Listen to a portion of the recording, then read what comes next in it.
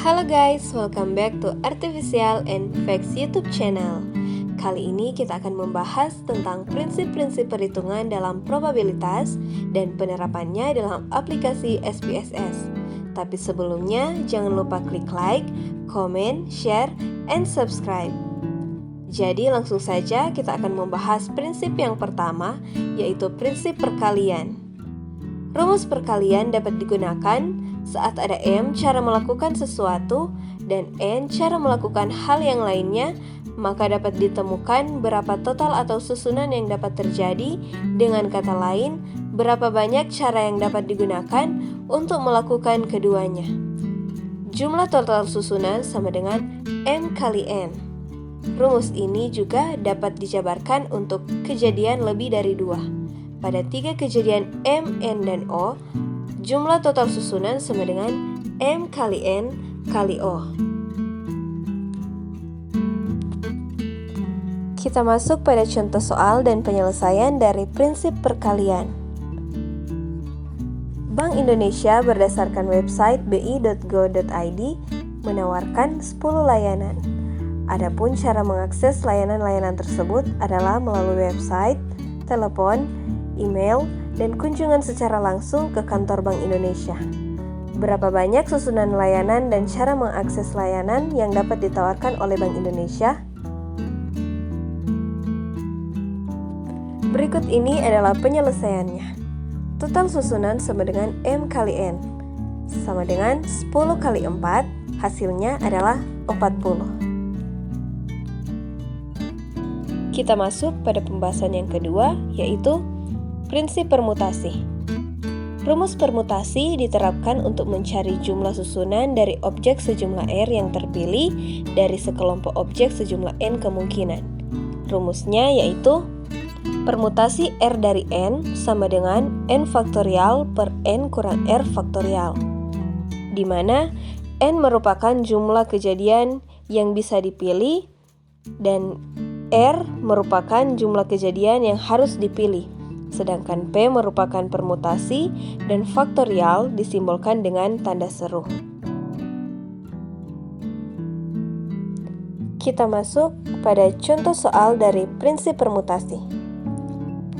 Bank Indonesia berdasarkan website bi.go.id memiliki 10 layanan yang dapat diakses melalui 4 cara, yaitu website, email, telepon, dan kunjungan secara langsung.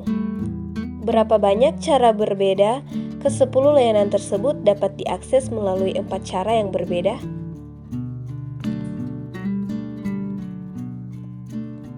Berikut ini adalah penyelesaiannya. Permutasi R dari N sama dengan N faktorial per N kurang R faktorial, sama dengan 10 faktorial per 10 kurang 4 faktorial, sama dengan 3.628.800 per 720 sama dengan 5040. Dengan hasil tersebut, ada 5040 cara yang mungkin dapat menyusun 10 layanan dan 4 cara mengaksesnya. Setelah membahas semua jenis rumus perkalian dan rumus permutasi, sekarang kita masuk pada prinsip kombinasi. Kombinasi adalah jumlah dari cara memilih R objek dari sekelompok N objek tanpa memperhatikan susunannya. Rumusnya yaitu sebagai berikut.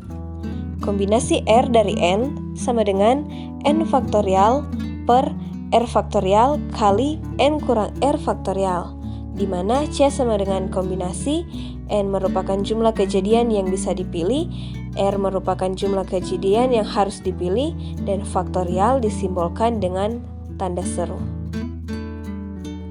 Kita masuk pada contoh soal dan penyelesaian dari prinsip kombinasi. Dalam satu waktu, ada 100 pengakses Bursa Efek Indonesia yang kesemuanya akan membeli atau menggunakan produk BEI. Satu orang hanya dapat membeli atau menggunakan 3 produk pada satu waktu. Namun, kombinasi dari ketiga produk yang akan dibeli atau digunakan oleh satu orang tidak dapat disusun lagi.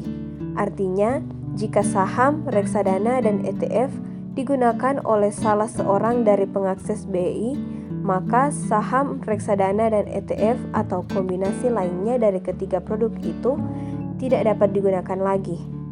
Akankah 13 produk yang ditawarkan oleh BEI dalam suatu waktu dapat dibeli atau digunakan oleh 100 pengakses BEI tersebut? Berikut merupakan penyelesaiannya. Kombinasi R dari N sama dengan N faktorial per R faktorial kali N kurang R faktorial sama dengan 13 faktorial per 3 faktorial kali 13 kurang 3 faktorial sama dengan 6.227.020.800 per 6 kali 3.628.800 sama dengan 6.227.020.800 per 21.772.800 sama dengan 286. Dengan hasil tersebut, 13 produk yang ditawarkan dan dapat dibeli atau digunakan sebanyak 3 produk oleh satu pengakses BEI dalam satu waktu dapat tercukupi, karena 286 orang dapat membeli atau menggunakan kombinasi 3 produk BEI dalam satu waktu.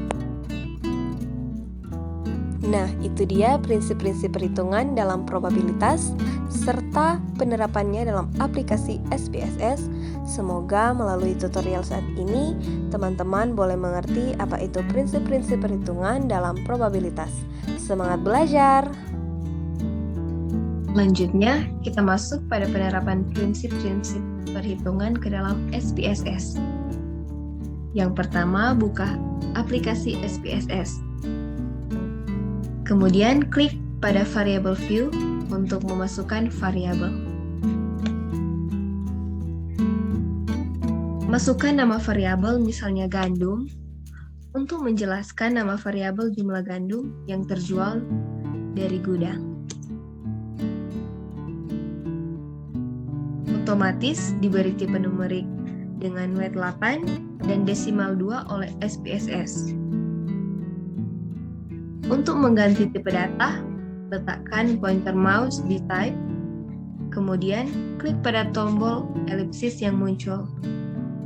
Muncul variable type, di mana Anda bisa memasukkan dan mengganti type variabel serta nilai desimal.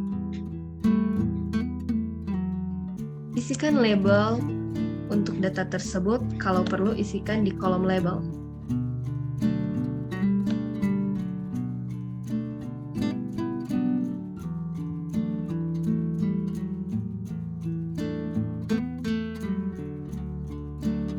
Atur perataan data di alignment, apakah ke kiri, ke kanan, atau ke tengah. Kemudian, klik pada data view hingga terlihat tampilan view seperti berikut. Masukkan data-data ke dalam kolom gandum tersebut, misalnya data seperti berikut.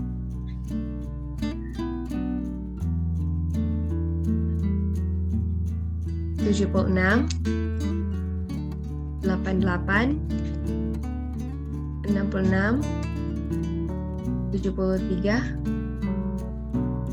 (53), 97, 64, 82, 77, 57,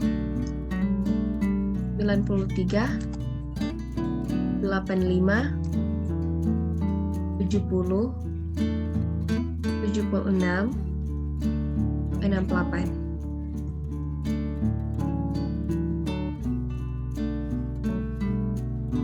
Kemudian, klik menu Analyze. Klik Descriptive Statistics, Frequencies,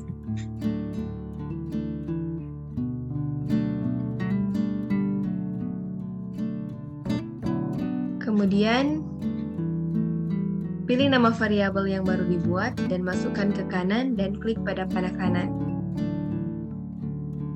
Maka variabel tersebut masuk ke sebelah kanan. Klik tombol Statistics, akan muncul jendela frekuensi statistik seperti berikut ini. Cek pada item yang ingin ditampilkan seperti kuartil, tendensi sentral, dan standar deviasi.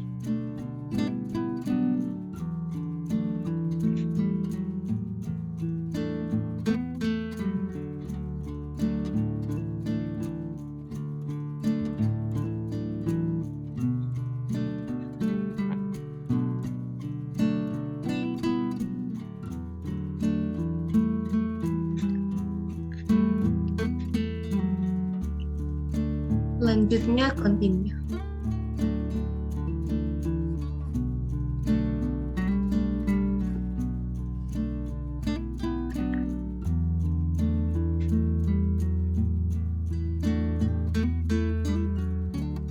Cek pada histogram,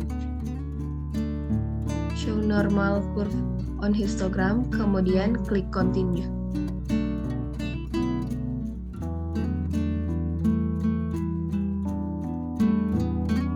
Klik format untuk memformatnya. Klik OK untuk memproses.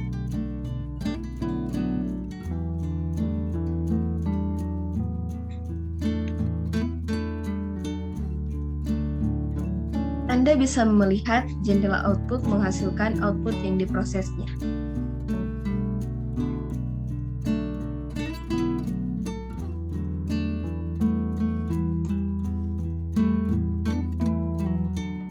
Di bagian statistik, Anda bisa melihat jumlah data serta atribut-atribut deskripsi lain yang dipilih.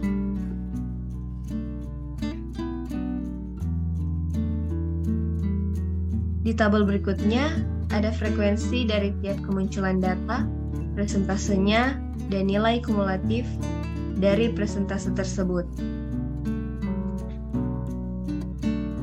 Di bawahnya ada histogram berisi chart, jenis bar, serta dengan diagram normal yang ada.